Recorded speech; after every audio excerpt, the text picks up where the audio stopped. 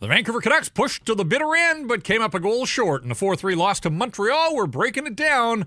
This is Rink-Wide Vancouver.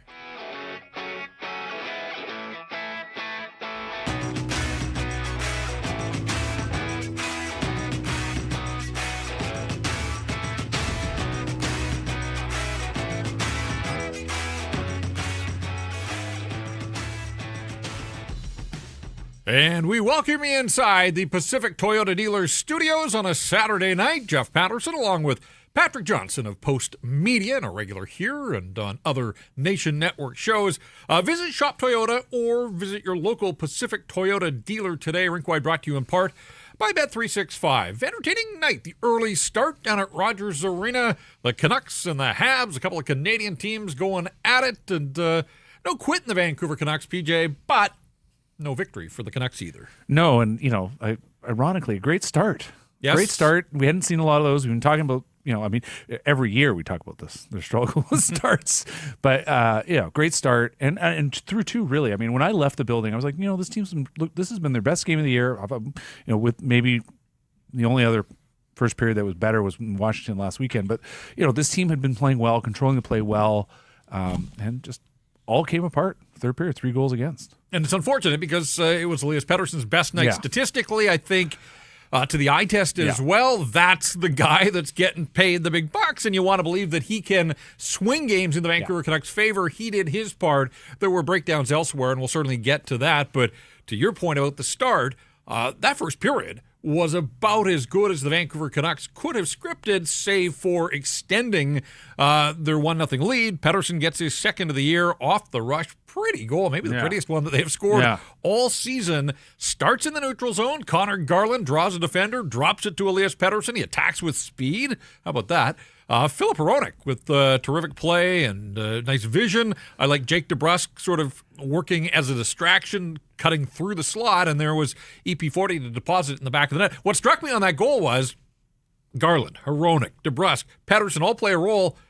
Not often that Quinn Hughes is on the ice and is nowhere to be found as far as being instrumental in a goal the Canucks score. It looked like sort of the coach's dream. It's like how, these are the kinds of things we see them work on in practice. It can't be all Quinn all the time. We obviously haven't seen them practice in a few days, in a week or two. But this is the kind of things that we see them work on. And the fact that Pettersson stayed in that spot, and it's really fun to watch again on replay. I mean, live it was neat to watch. Then you saw the replay of what happened. The angle that Hronek took was just so fantastic, drawing guys with him, putting the puck to a spot where there should be a guy, and it worked so well almost that, like, Jake DeBrusk had to skate around Pettersson to give him his hole. It was great. And like I said, this was a game you're like, whoa, they're making the Habs, who have been off to a flying start, had that impressive game in Edmonton. Just making a team that's that everyone's talking about look a little bit like they were stuck in neutral, and you're like, okay, this is the Canucks team that they certainly talk about wanting to be, and then they lost their way. Like, it's just, maybe this is all, I suppose maybe this is all they have. This is the best they have. You're up 2-0. You want to think you can finish that game off. Took a couple penalties, couldn't kill any penalties. Came late, had a nice sequence. Brock Besser almost tied it up. I mean, that's the thing. There's lots of good things to say about this team, but in the end, they lost. We're going to talk about later. The home, again, is becoming a story. I mean, only 3 home games, but it's becoming a story. There's lots to chew on here, isn't there? Yes, and just with the Fall Classic going on, are you suggesting that the Canucks threw their fastball at the Montreal Canadiens? Yeah. And I don't know if the Habs knocked it out of the park, but certainly made contact and were able to move the runners around.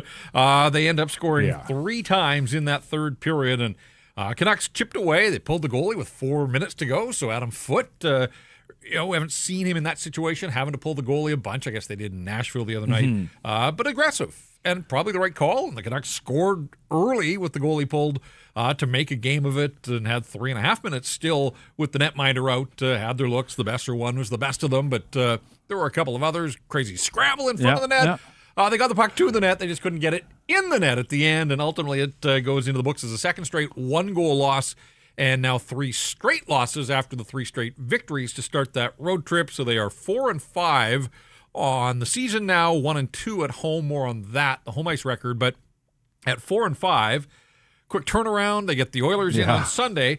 Still a chance to get to the 10-game mark at 500 at 5-5. 500 is not going to get it done over the course of the season, but when you consider that Sunday night will be the first time in 10 games to start the season that the Canucks will play in the same city, on top of all the travel, they've been challenged off the hop with the logistics, but also the injuries, and so they're scratching and clawing.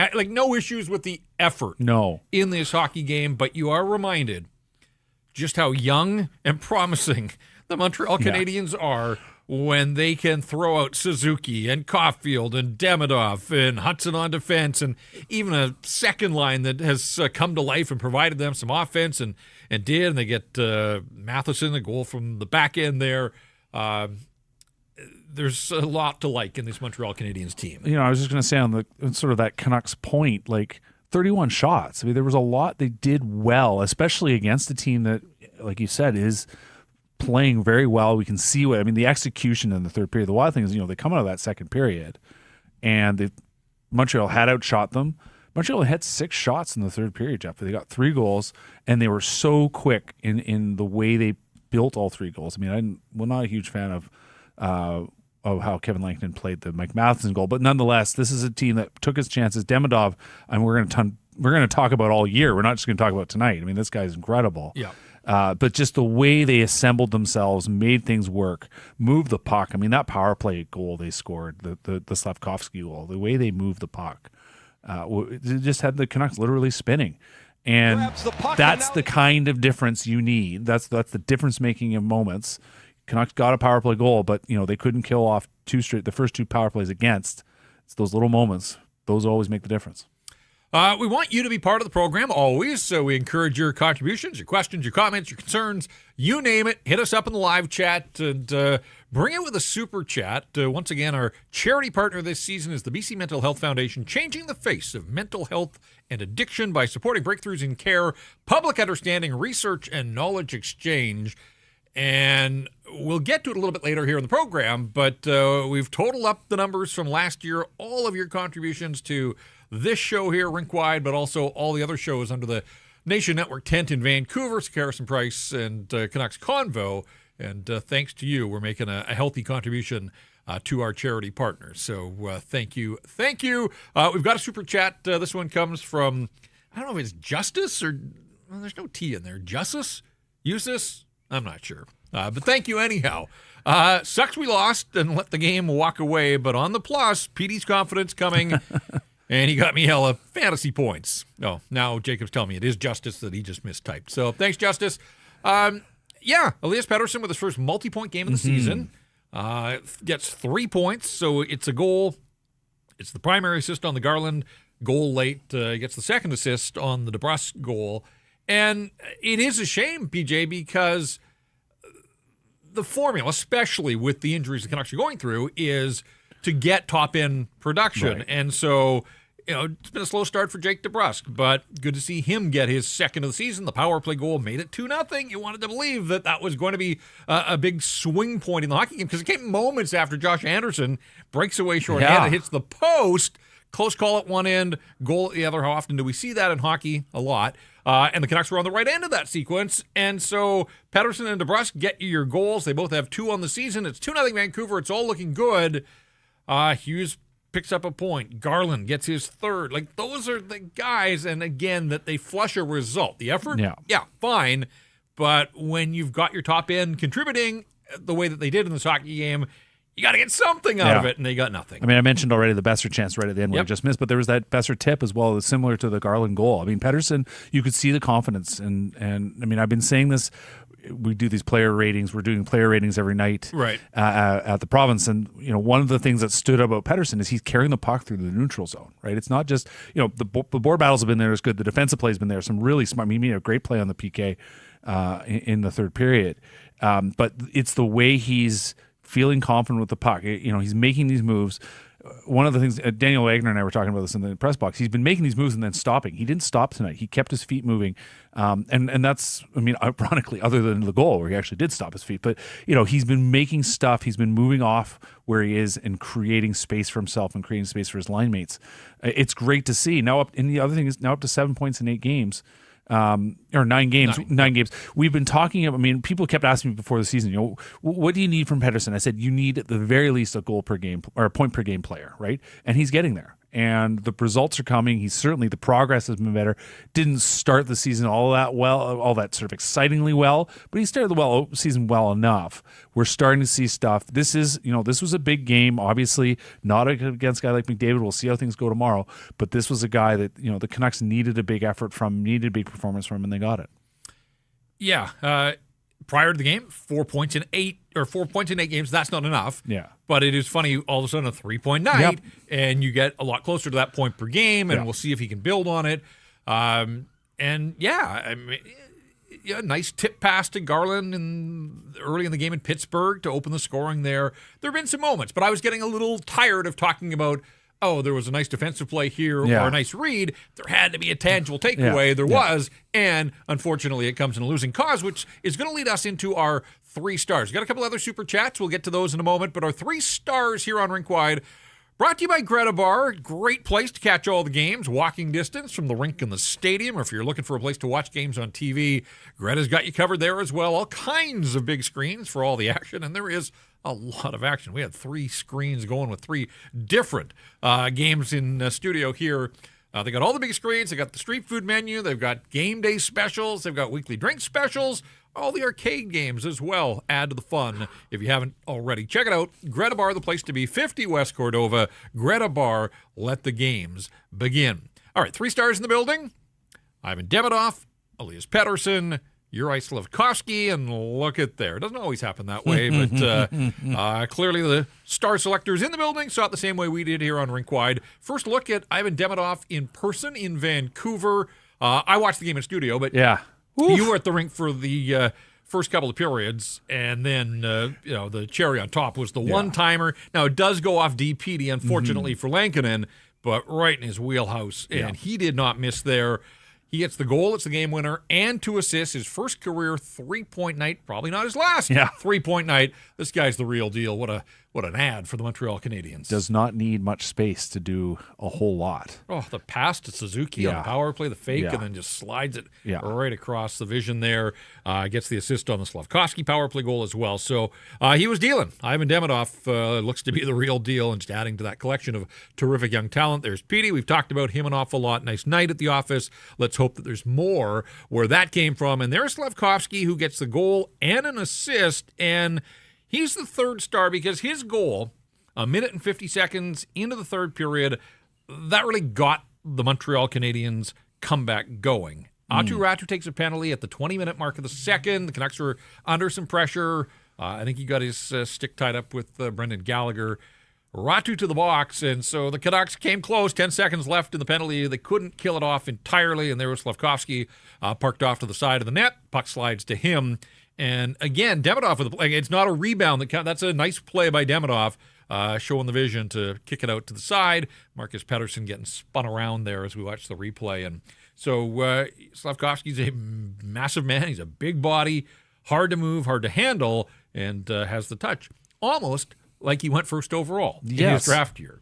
Yes. It was funny. I was just looking. I was thinking about how well the Canucks had played to that point, and then all of a sudden, you look at Marcus Pettersson, who I thought had a really good night, and then there's these 2 power play goals against, and they were just kind of caught swimming, and he's swimming a bit on that one. And but listen, these young guys that the Habs have, this is what they do. And they move that puck well. That power play was really fun to watch, and the fans really enjoyed it. I am going to be curious because they remind me an awful lot of the Canucks coming out of the bubble when a lot of people in hockey thought the Canucks were sort of the sexy young team, and they were, and then it all fell apart. Can the Montreal Canadiens, they've got most of their guys locked up long-term now, so it's a little bit different. The climate is different, obviously.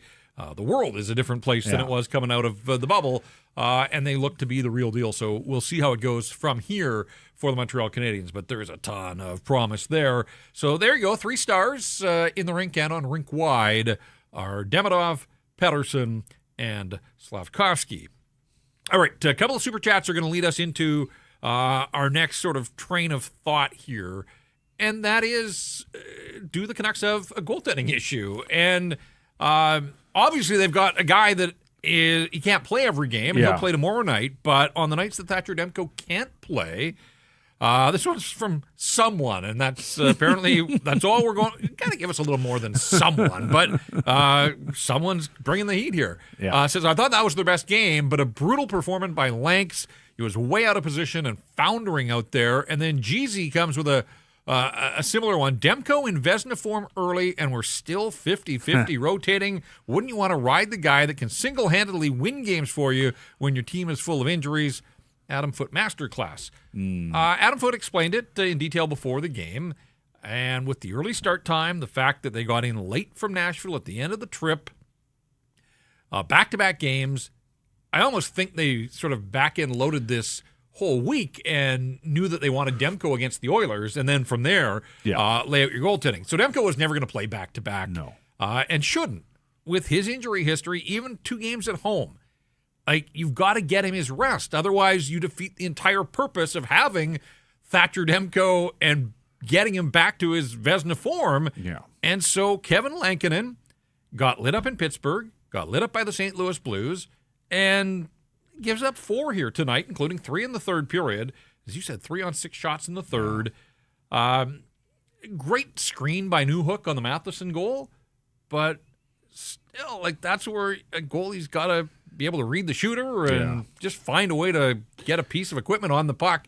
Whatever the case, Kevin Lankinen's 1-3, and he's given up a ton of goals. This is not, when you think of the start a year ago for Kevin Lankinen individually, it's night and day, because one win against the Chicago Blackhawks in your 4 starts, like, that's not it. That's not giving the Canucks the kind of goaltending they're looking for on the nights that Thatcher Demko can't go. And again, compared to the way that Demko has started this season, it is a total imbalance now in terms of, like, who is the guy, but you just can't ride the guy into the ground. You can't, especially with this compressed schedule. You know, I found myself thinking of a long ago lesson from a friend of mine who'd moved here. You know, it was 20-some years ago. I was kind of going on about some Canucks loss or whatever. He just said, wait, did you think they're going to win every game? I was like, you know, that's a good point, right? Yeah. They're not going to win every game. But I get the point about, you know, listen, you have this really good goalie. You do have, and I totally agree with you, Jeff. You've got to be smart. You cannot push the pace here. You need to, but you know that he's going to give you a big game every night out. And that's going to be like 55 nights a year, right? Like that, there's going to be a lot of starts. There's a lot of starts to come. You still need sort of a standard basic competency from Kevin Lankinen. And I think power play goals against, you're right, there was a great screen, you know, power play goals against are like the hard things to judge. And, you know, you got the puck bounce off Elias Pettersson's knee, you know, the Demidov pass to Suzuki was so fantastic. Like, you wipe those away. It's the Matheson goal. Yes, yeah, absolutely. Moving screen, distracts the goalie, all that stuff. But I told that, to me, that right there was the moment you need the big save. And he had some big saves early on. I mean, he kind of, it was sort of forgotten. The Canucks had a great first period. They had 9 high danger chances in tight, right? By the end of the period, they were on top of the game. But he actually had a couple tricky saves early on, set the tone, gave his team sort of a foundation. They played on from that. And then, oddly, the moment later on, you know, obviously the Habs found their game in the second period. He did a really nice job there. But in that crucial moment and a point shot from Mike Matheson's a good defenseman, but I don't think anybody says this is a guy that can hammer the puck or anything like that. Those are the saves you need. And so I totally get where the fan frustration comes from, because those are the saves you need. That's sort of bare basic competency that you need to give your chance to win, or a team a chance to win. And they do need more from Kevin Lankinen right now. Like, even I go back to the Pittsburgh game, he gives up 5. Individually, like, the goals, there wasn't an absolute stinker there that you just kind of went like, oh my goodness, but he gave up 5. Mm-hmm. Like, you're not going to win. This team's not going to win when the other team scores 5. So there just had to be a few more saves there along the way. And I'm surprised, quite honestly, in the chat, like how quickly people have turned here on Kevin Lankinen. This guy gave the Canucks terrific goaltending. He earned the contract extension. This isn't about the contract necessarily. It's in the here and now. It's just that he's not off to a terrific start. And on an offensively challenged team, it's going to be difficult for the Canucks to grind out victories. Like, they're going to need the kind of goaltending that Demko has provided. And then on nights where they score 3 or 4. That's going to feel like a luxury for them, but I do think that their blueprint for wins on most nights is going to be 3-2, 2-1, and it's going to be on the back of goaltending, get a power play goal, get your top end guys, and if you can get a little bit of spread scoring, and Max Sasson's not going to score on half of his shots. He came into the game with 3 goals on 6 shots. That line was pretty quiet, but again, they're Abbotsford call-ups. They're not going to be the stars every single night, and they've got pretty good mileage out of those guys in the early going. Let's get to the stat that stands out. It's delivered by Uber Eats, and Uber Eats is enabling fans to maximize their fandom all season long with exclusive game day deals on the app. And every time the Canucks are playing at home, you can get a buy one, get one 6-piece chicken McNuggets from McDonald's in Vancouver only on Uber Eats. From game day eats to paper plates and napkins if you're hosting to all the ingredients you need to make your favorite game day dip before, during, or after the game, Uber Eats is assisting every fan's hockey experience all season long. #crave the stats. And the stat that stands out is a really simple one, but it's also something that needs to be discussed here and, quite frankly, needs to be corrected by the guys that play the games. But Vancouver falls to 1-2 on home ice this season. Now, 3 games. Not looking for the panic button. There's no alarm here. But the fact that they've only played 3 of 9, first of all, we knew that lots of road heavy to start. They're back on the road here after the Tuesday game against the Rangers. I think it's 9 of the first 14 are on the road. And so, you want to sort of hold your head above water on the road and try to make hay at home. Well, they got the win on opening night against the Calgary Flames, but really all the scoring there came in the one period, in the third period. The Blues beat them pretty soundly, and here Montreal ends up defeating them. But Patrick, the home customers, the paying customers, they got shafted last season when this team won 17 of 41 games at home. The Canucks missed the playoffs, and that home record alone, 3 or 4 more wins on home ice, and maybe they squeezed into the playoffs last year. Again, 3 games doesn't make a season. It doesn't even make a pattern or a trend, but it's something that they've got to be wary of. And us sitting here and saying, hey, they've got to win more games at home, we can shout it from the mountaintops. They're the ones that have to go out there ultimately and find a way to be better at Rogers Arena. Ready to hear about some process? I like the process. Well, I went. It's only 3 games. No, I went and checked out Natural Stat Trick. I was just curious to see what do these numbers actually look like. Now, they aren't mind-blowing, right? They're very middle of the pack when it comes to most of the numbers. They're sort of slightly below average on Corsi, but other numbers, like they've been doing a nice job of keeping the middle of the ice pretty clean, forcing guys to the outside. They're still playing a lot more in their own end than they would like. But in terms of dangers, quality of chances against, like they've been defending the top of the crease pretty well. So through 3 games, they've been out shooting the opposition in tight. Their expected goals, according to Natural Stat Trick, is better, but it's still, again, only 3 games.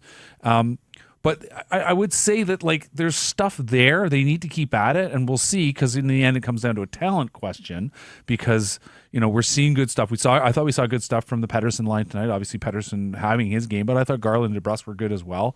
There was a competency there from the Ratu line. I thought a pretty decent game from them. You talked about fourth line didn't play very much. That second line, the Kane, Reichel, Besser line, which obviously was kind of thrown together. And, I asked Adam Foote before the game, who are you going to play him with? Well, we'll start with these guys. We'll see how it goes. I mean, we know that story from before the season, and it was a Filipino question. Now it's a someone else question. And to me, that's sort of the statement about this team. There's a lot of decent kind of things that you see them doing, and they're talking in the right ways.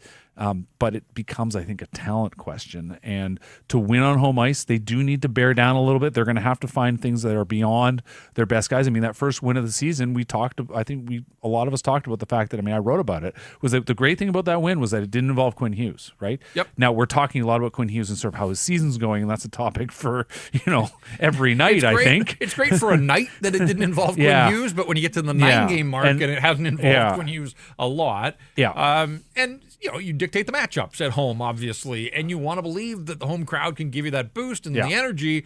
Where it becomes an issue is now you run headlong into the Edmonton Oilers on Sunday night, And it's back-to-back for both teams, and the Oilers are playing as we record this, and live. I guess we're live, but if you're listening to it on a podcast, the Oilers are in Seattle and then have to make their way here. Not a lot of travel, but the Canucks get the benefit of a few extra hours rest. They get to put their ace in goal against Edmonton. He was terrific in Edmonton on the second night of the season. So there are some reasons to believe here, but if they don't get a result against the Oilers, all of a sudden you're 1-3, and then you know how much the Rangers are going to want to win for JT. You know how much JT is going to want to win. Yeah.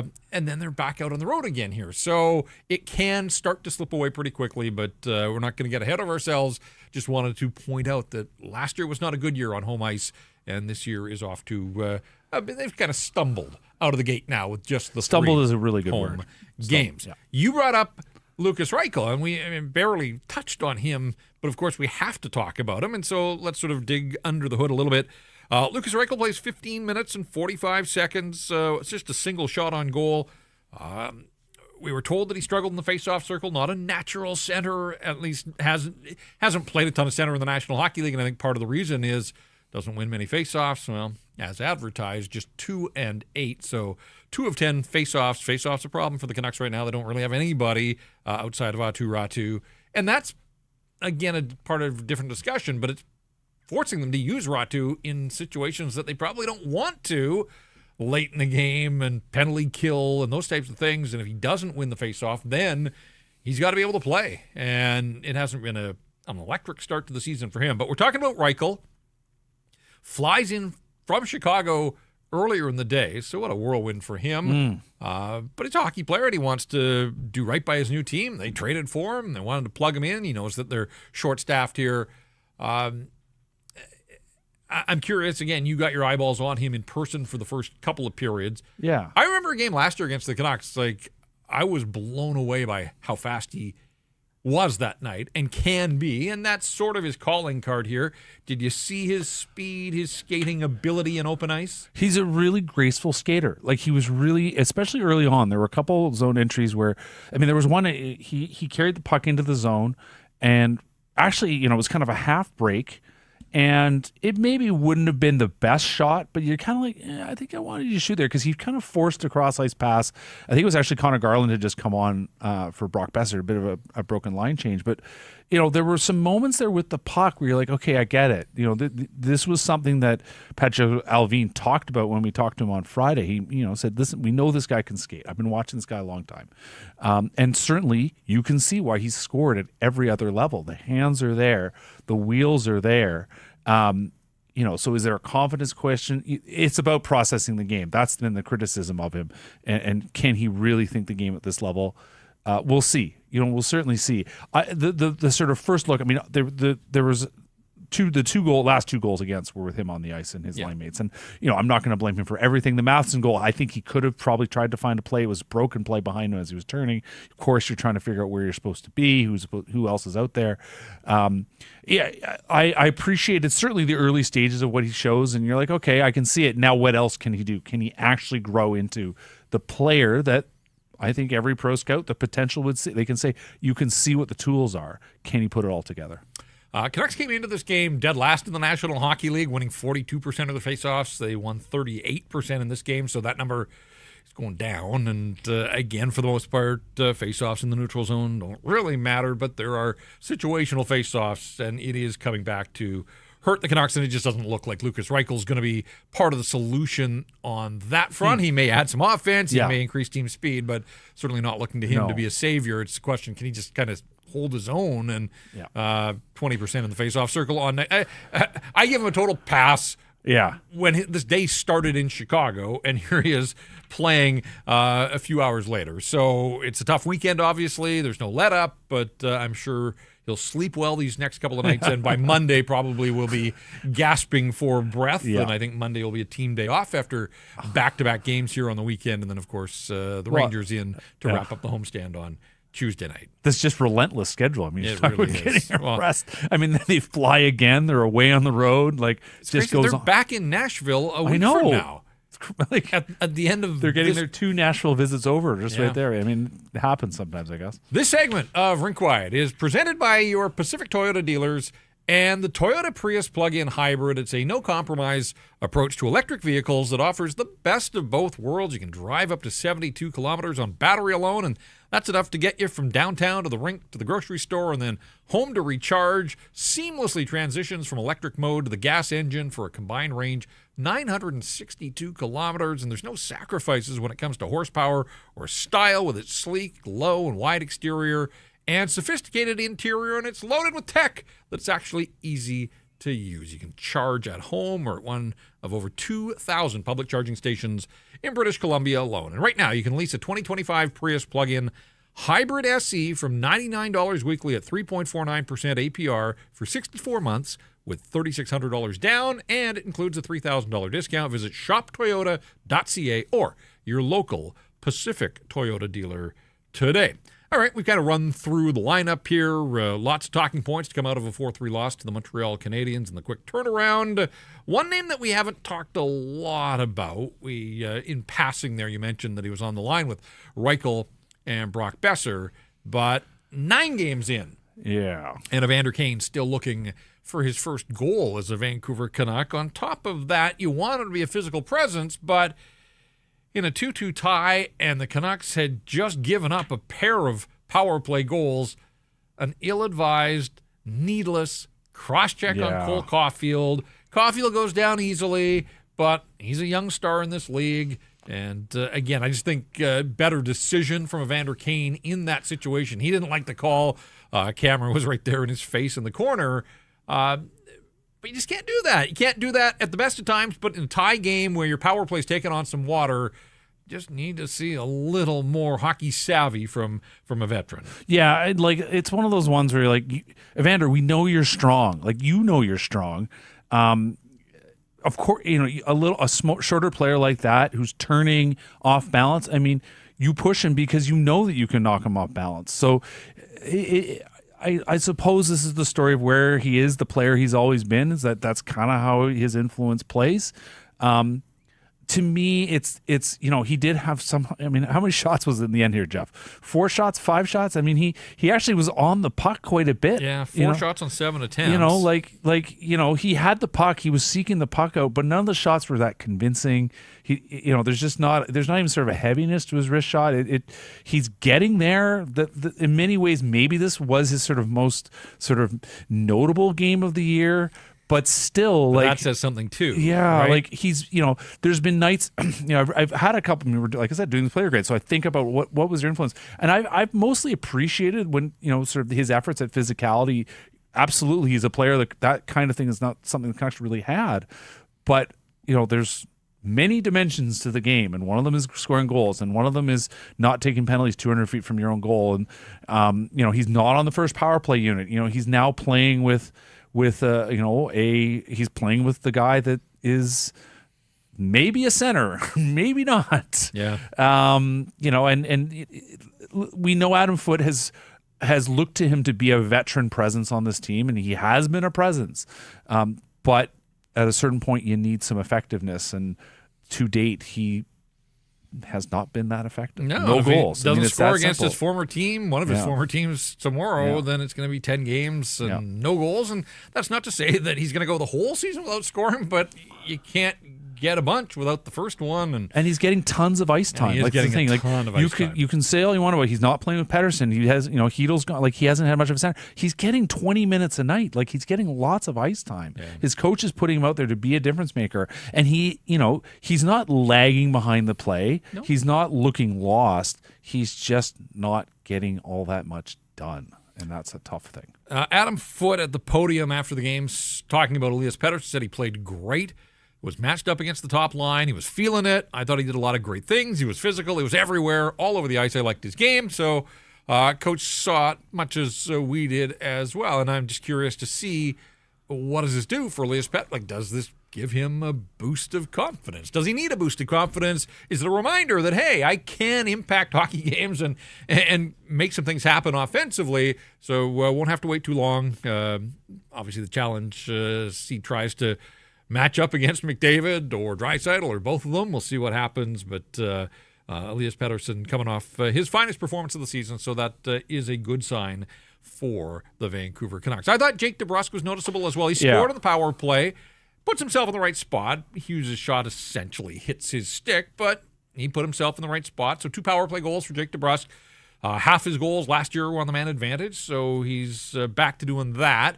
I mean, 2 goals in 9 games isn't great, but remember, he didn't have a goal 9 games in last year, and then Streaky Jake got going. So a couple of power play goals, still needs to score 5-on-5. This has been fascinating. Like, there was so much focus, like molten hot, the attention on Elias Pettersson's 5-on-5 ice time in Pittsburgh the other night. Kind of lost in all of this was that Jake DeBrusk, and there was so much power play time in Nashville the other night that if DeBrusk wasn't on the power play, Adam Foote's trying to get ice time for other guys, and it gets a little bit complicated. But Jake DeBrusk had a couple of games, Pittsburgh and Nashville, where he had 7 minutes of 5-on-5 ice time.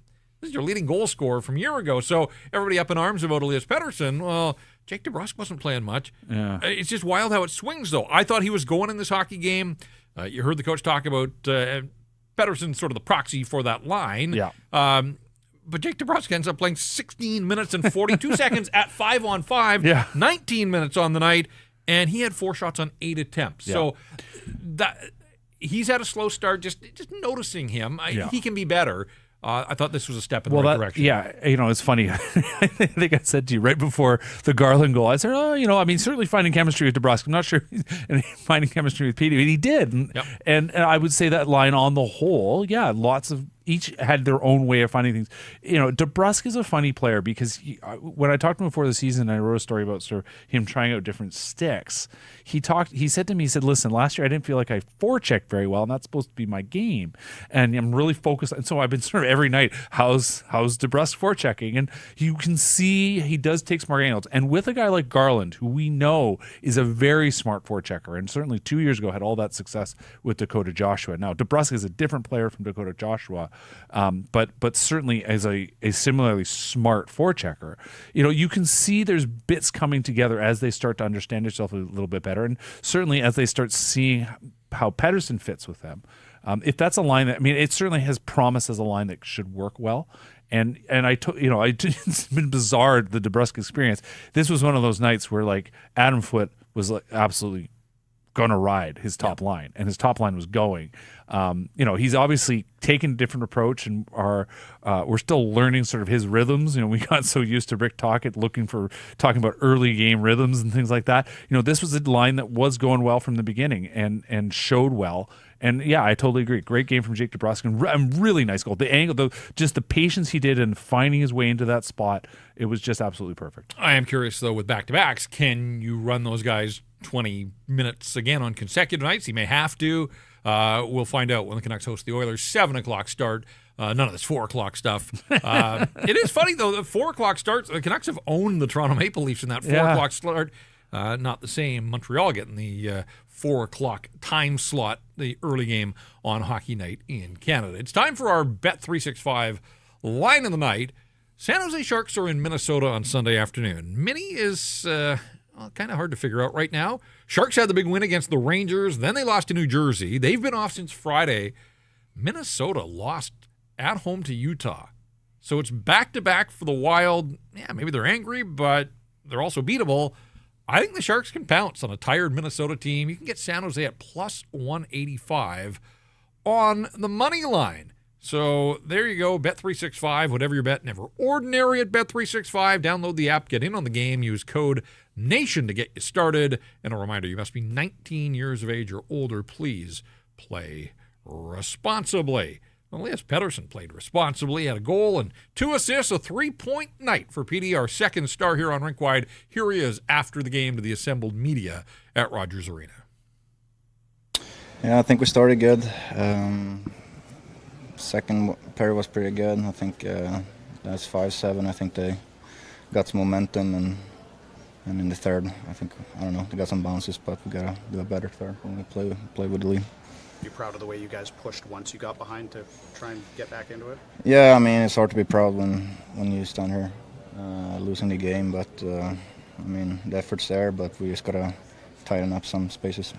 Is that the kind of a game where it shows what a swing of momentum penalties can create? Yeah, definitely. they have a lot of good players, and if you give them too many opportunities, they might capitalize. I mean, I like our power play, PK. We're playing good, but yeah, it's tough. How about your power play? How did you feel about that element of the game tonight to get a goal? Yeah, felt better, but we just got that's one goal. We gotta bring it every game, and yeah. They scored a couple of power play goals on backdoor plays. Was that something that you had identified in a pregame scout, or just couldn't take away? Yeah, we identify it. I mean, they're gonna make plays. We're gonna try read them. They're gonna try break our PK, but yeah, today they came up top.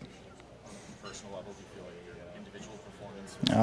I mean, yeah, it feels better myself, but stand here losing the game, I don't really care about that. Obviously, changing the focus with Edmonton tomorrow now in another big game. Yeah, I mean, Edmonton's Edmonton, top team, top players, so another big test for us, and reset and be ready for them. Your thoughts on adding Lukas Reichel to the lineup? He looked good. Big change, scenery from him moving and everything, but he looked good out there, playing with speed, confidence, and that's what I'd like to see off him playing against him. So it's good to have him on the team. On the opening goal, what did you make of that play? A nice pass for you. Yeah, dropped it to Roney, and he made a great play. He tried to find the backdoor area in case the puck found me, and it was right on the tape. So let's just try to hit the net for the open goal. So you mentioned chemistry with Garland. What do you like most about playing with him? He's a good player, make plays, but yeah, he's been showing it all these years here. But I think this year I've been taking more steps in his personal game.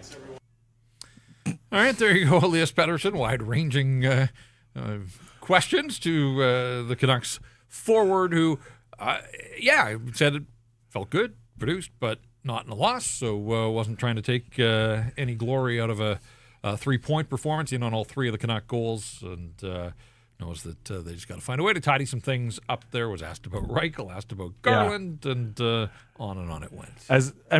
You and I, we know his body language very well. Sure. And to be honest, I would say for the most part, even in losses, I don't know if loose is the word, but he's been sort of willing to engage. And the answers are good. And he's talking about it in ways he's like, listen, we lost. It's great that I'm playing better, but that doesn't matter. Essentially is what his answer was. So I will say just from that, I appreciate where he's at, because certainly last year there were times when it was not a good scene, and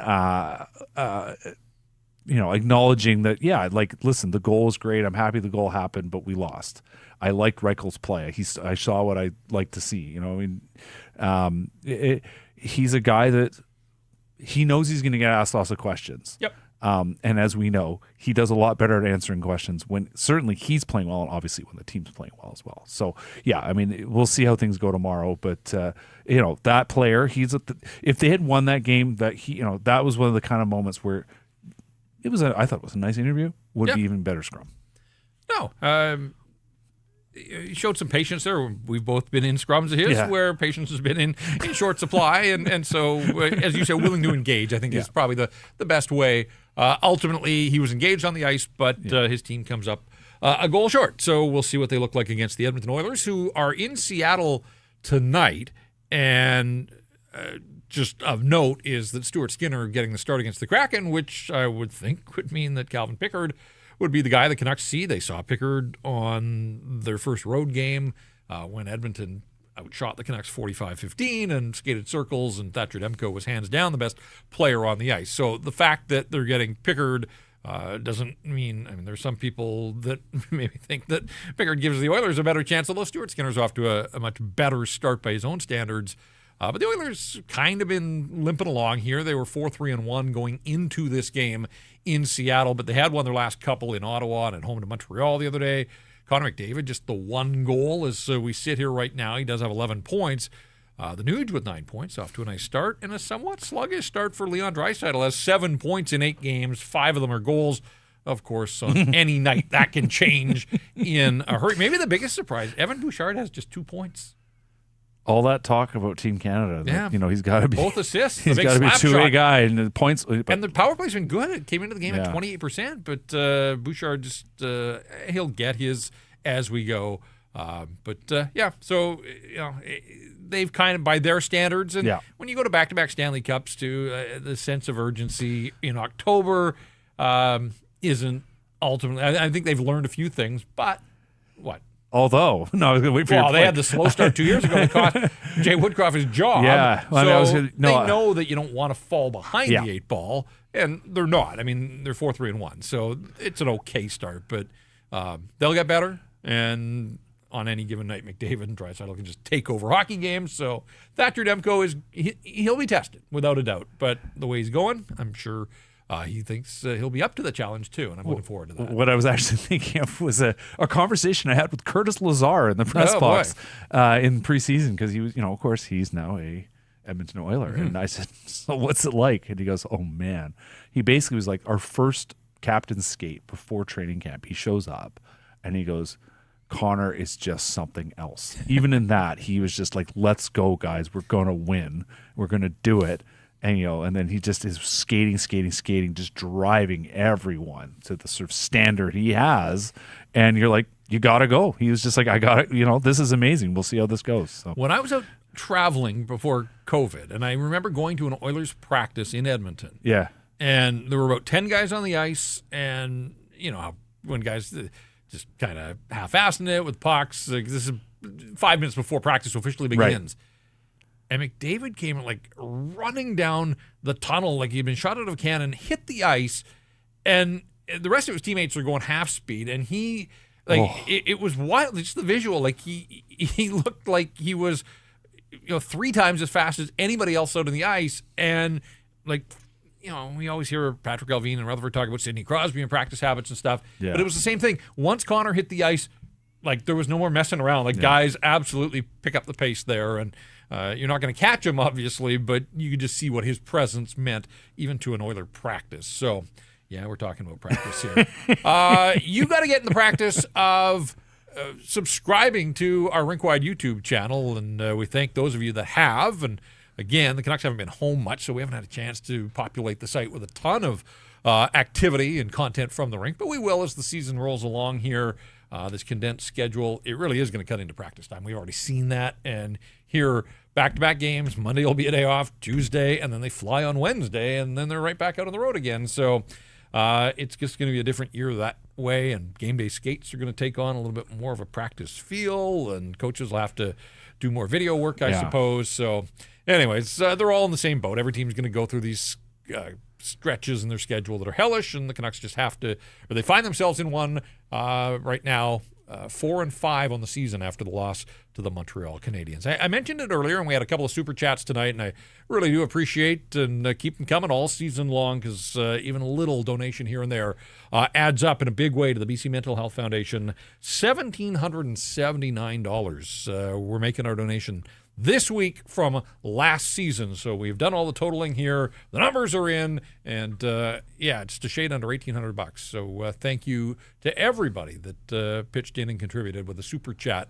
over last season here on Rinkwide and Sekeres and Price and Canucks Convo. Just a quick point on the practice question. I mean, you talk about how hard they're going to have to practice in the morning skates. I mean, I was looking at this yesterday. Patrick Allvin brought it up just in terms of players coming back, but like you're 2 games this weekend, day off on Monday.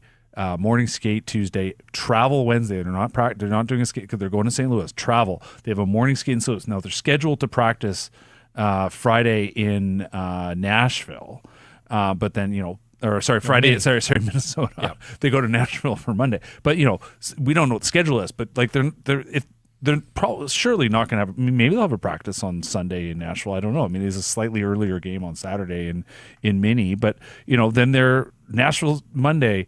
They go to Chicago, they come home. They're probably not going to practice on Tuesday the 4th. Like the next time they may have a practice, they'll have a practice on Friday, and then maybe they'll have a practice at home.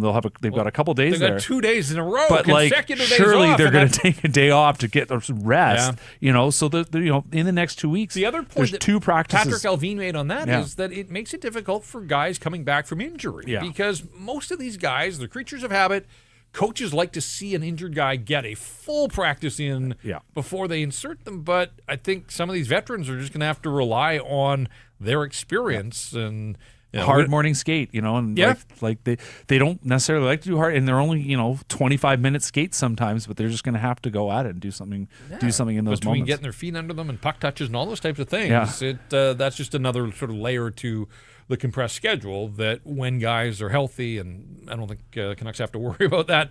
Unfortunately, for a little while, it sounds like Bluger and Lechermacki and Forbert are all still away. And Hedl, even though Patrick Relvin said it was encouraging. I mean, we're still looking a ways down the road, and it's uncertain. No suggestion you skate or anything like that. Like it's gonna be tough. And like as you said, all those guys. I mean, maybe Forbort somehow had a setback, whatever that means. But both those other two guys were a couple weeks away, and Hoaglander's still another month. Yeah, I've lost track of the math on that one. No, I mean we're coming to the end of October, but I think December 1st would be on the we'd be positive for both Hoaglander and the team if December 1st he was a possibility. So we'll see how things go.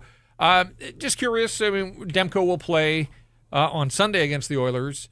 Victor Mancini recalled. Yeah. P.O. Joseph, it's been a mixed bag, and that may be being nice at this stage. I wonder if he stays in the lineup or if Mancini gets an opportunity. Mancini played his game down in Abbotsford on Friday, was there for the banner raising. The new rules in the CBA, so he has paid his penance, if you will, gotten his game, and he's back up with the big league team. He's an option for Sunday with back-to-back games. I wonder if they plug Victor Mancini in, and if P.O. Joseph were to come out of the game, out of the lineup, and then up front they have options, but I don't think that Nils Åman or Joe LeBate, unless somebody got nicked up in this hockey game or Adam Foote sensed fatigue. To me, that would be the only, I don't know what's going to happen. Like, I would assume that Joe LeBate would be the first guy that goes back to Abbotsford. I wonder if we see him again, or if this just turns into a nice story that he got in his Joseph, by the way. Joseph LeBate, 8.5 years after last playing for the Canucks, he got to play in Pittsburgh the other night. Well, yeah, I mean, I had a lovely chat with him in training camp. I saw that. He remembered me. Because we all remember I was working writing for Canucks Army, Jeff. Oh my goodness, covering off prospects, and you're right. I mean, neither of those guys is going to make move the meter at all. I mean, LeBate is sort of a light not light, he's so big, but light version of Drew O'Connor. I mean, Drew O'Connor skates hard, moves hard. LeBate's more willing to throw punches than O'Connor is, but neither of those guys is terribly blessed with puck skills. No. So listen, he's a great story, but he's not going to get in there. If anybody comes in, it'll be Mancini, and they do like Mancini. I mean, they like Mancini enough that we know that Patrick Relvin asked the NHL if they could have a variance on the rules a little bit there. Because they're like, listen, we want to play this guy. We're just reorganizing our LTIR situation, and the NHL just went, no. Nice. Not so we much. appreciate the idea, but no. But you do wonder, like I wrote about earlier this week, I do wonder if maybe there'll be some discussion about moments like that. But anyway. Well, you brought up Canucks Army, and that's a great reminder that if people aren't checking out Canucks Army, they're missing out. All of the latest on this hockey club, post-game, day after game. I'll be working on a mailbag over the weekend. Anything, anytime anything happens with the Canucks, make sure you're checking it out. I know that Post Media, as you've mentioned a couple of times, you got the letter grades coming. Yep, coming up shortly. All right, the report card is in. We should mention as well, congrats to the BC Lions. Continue on their roll. They've clinched a home date with a win in Saskatchewan. So the BC Lions will have a home playoff date, like the Vancouver Whitecaps are going to have a playoff busy time on the local sports front. And lots of attention, obviously, on the World Series. And the Los Angeles Dodgers have tied that at 1 win apiece, so a split in Toronto as the series heads for Chavez Ravine. It would be fun to see the Canucks get on a winning note. We talked about do home their game, part, yes. But I mean, the Whitecaps huge crowd tomorrow. I'm sure the Lions are going to have a huge crowd for the home semi. Yeah. And they've had big crowds all year. It's a good time to be a Vancouver sports fan, that's for sure. And you know what? Especially because Elias Pettersson is playing better, Jeff. There you go. Can he follow it up, or is it one and done? We'll find out. Won't have to wait long to find out. Always fun. I know that you're going to be sitting in occasionally throughout the season. So we I look think next forward time in November. to, I don't remember. Right. Jacob knows. Yeah, well, it's almost the end of October, so that means we don't have to wait too long for another PJ appearance here on Rinkwide. Tyson Cole will be in after the Oiler game, Irf for the big JT Miller special on Tuesday night. And say what you will about the people and the players involved. Tuesday should be an event at the very least. That I'm kind of curious to see how it all shakes down, but the Canucks can't worry about the Rangers. They got to focus on the Edmonton Oilers. JT will walk around, give us all each a hug. Absolutely. Ask us Knuckles, how we're doing. Yeah, fist bumps. For sure. Or not. One of those two. See. Yeah, he was always good with us. I mean, he was. Always? Well, mostly. Mostly. There were some moments, but I would say in general. Jacob Lazar, on a Saturday night with all these sport events happening, how does he pulling double, triple shifts, and we appreciate that. Thanks so much to everybody, to PJ, and to you, the listener and the viewer. Canucks pushed. They played reasonably well, but come up a goal short. 4-3 was the final score. The Montreal Canadiens over the Vancouver Canucks. Let's do it again on Sunday. We'll be back with the next episode of Rinkwide Vancouver.